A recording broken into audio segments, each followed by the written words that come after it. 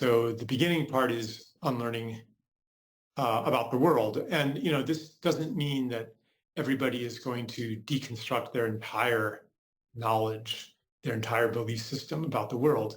But it's that there's going to be something that when you give attention to it, you realize that maybe I'm not so sure that I know what I thought I knew.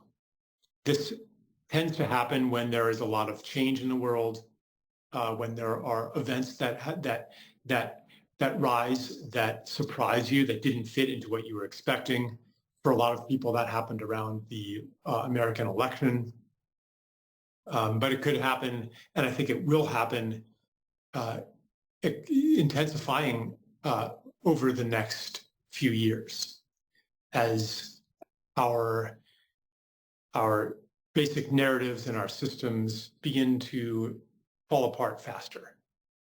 So that's why, and maybe it's always a good time, but especially now in these times, the skill of unlearning becomes especially important. The skill of stepping into the unknown and the habit that we can cultivate of holding our beliefs lightly and looking at where the beliefs come from. Usually they don't come from a process of the rational assessment of evidence, much as we would like to believe that, but they are magnetized to a state of being, to an emotional, psychological, spiritual state, and they fit into our social context. They make sense given what the people around us believe. Could be believing the same thing that they believe, could be something that is in reaction to that, but it's part of that conversation. So the suggestion for the first part of the unlearning course is to go on a news fast. Now, I've been pretty involved in public affairs recently and in a lot of conversations, and it wasn't really the time for me to go on a long news fast in this week right now. But this morning I did touch into that. My habit, when I first get onto my computer, is to check out a couple of news sites, and I deliberately abstained from that. And it's not because I want to be less informed. And the reason I suggest a news fast periodically for everybody, actually, it's not that you're shirking your responsibility to be an informed citizen, but it's from a recognition that certain kinds of information that make you an informed citizen are available on the news, on social media, on all of the streams of information that are available online, but other kinds of information are not available that way. So this is not to devalue the information that we get from the news.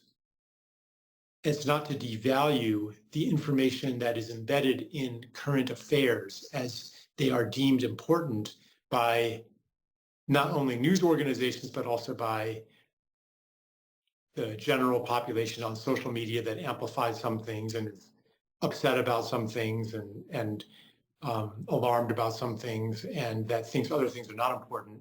It's not to devalue all of that, but it's to recognize that there is other information that is available to us that often gets squeezed out. So I'm thinking of something I heard about the Kogi everyone knows who the Kogi are at this point.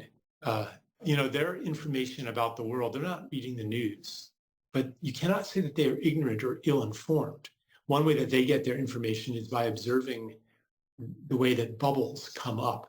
I believe I might be getting this a little bit off, but the way they observe these ponds and wetlands in their territory, and they observe the way that the bubbles come up in the ponds, and that tells them something about the state of the world, tells them about the state of the watershed hundreds of miles away. and the state of the whole planet. How do they know this? There might be, some kind of hydrological reason that would make sense to the scientific mind, but I believe that it goes way, way beyond that, drawing on the principle that each part contains the whole, the principle of the holographic universe. So the kind of information that is available to people who are immersed in other cultures, other belief systems, other understandings of how the world works is also available to any of us when we take a break from the normal stream of information. So this, again, I'm not advocating that you attempt to be like a Kogi and that you turn off the news forever and don't participate in the culture that we are in, but it's to recognize the limitations of that, the limitations of that way of knowing, the limitations of the discourse that immerses us, the limitations of the, quote, issues, the issues that we think are or are told are important, and how to talk about those issues. Here are the two sides of this issue. Which side are you on? Once you accept that invitation, the scope of your thought will be limited, and the information accessible to you will be limited. So we take a break from that. Even for me, it was just a break this morning, and I decided I'm going to listen to the rain fall. It's raining here.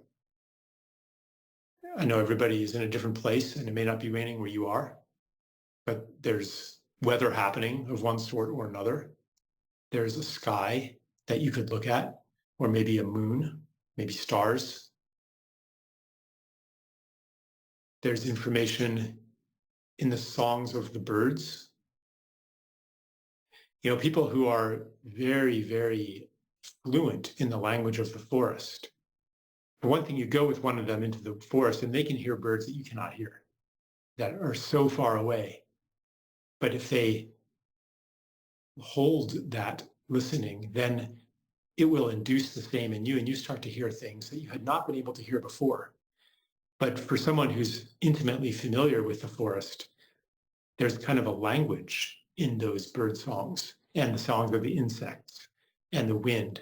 And because birds respond to what's happening in their environment, and then they hear other birds responding, and they respond to that, and they respond to that. So if, for example, a jaguar makes a kill somewhere, the birds who are listening to the birds who are listening to the birds who are listening to that happen, they're reacting too.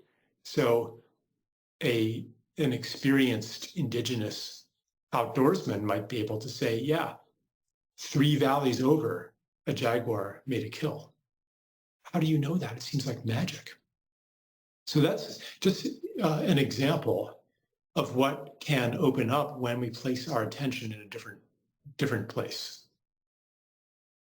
And it might start as just a faint stirring. You might not be able to articulate what you know, what you become aware of when you turn off the news and listen to the rain. But you will know something. You will be informed in a different way. And I love the word informed. I'm probably butchering the etymology a little bit, but it's actually, something comes in and it forms you. There's a formative influence in information. So it's not that you can articulate a different belief or new knowledge, but you are being formed by everything that you pay attention to. And in these times, it's really important to have a broad spectrum of information beyond what we are fed, beyond what the filtering mechanisms of existing culture, and the existing information, quote unquote, infrastructure are able to give us. We need to be informed beyond that. So that's a little bit of my thinking in advocating a news fast, even if it's for a day.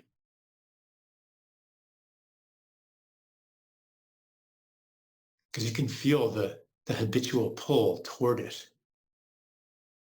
It is a little bit of a withdrawal, for me, a withdrawal symptom. You know, I'm stepping into a different way of being. And there's a little bit of a disconnect there, you know, a little bit of a transition. But when I step into it, then, I remember now. And it activates parts of me that are just not active, that are dormant when I am habitually feeding myself certain kinds of information.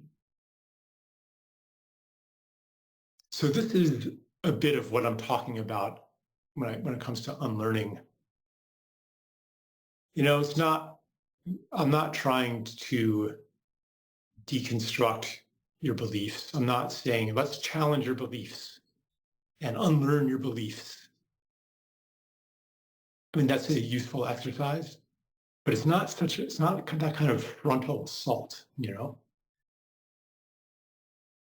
It's more trusting that a process of unlearning happens when you put yourself in a different environment. And this course provides a little bit of a different mental environment. Like even right now, maybe even though we're on Zoom, or you're watching a video, even right now, you might notice that you're in kind of a different reality, kind of a different space, that your attention is a little bit different. This is a kind of alternate field of reality that we are holding together. That it's not just my voice holding it, but it's all of the attention and the participation that's feeding into my voice. As on some level, I know that there are many people listening to me. So I speak in a different way than I would if I were speaking to just one person.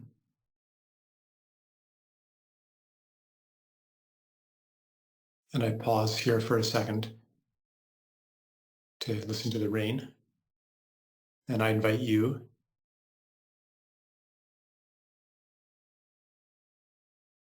to listen to and to take a look at what is available for you. And I become aware that if I spent days and days listening to the rain, that it would inform me in some way. And what I'm saying to you is that the way in which I would be informed and that we can be informed by what's available outside of the ordinary channels of information is important. That way of being informed is important.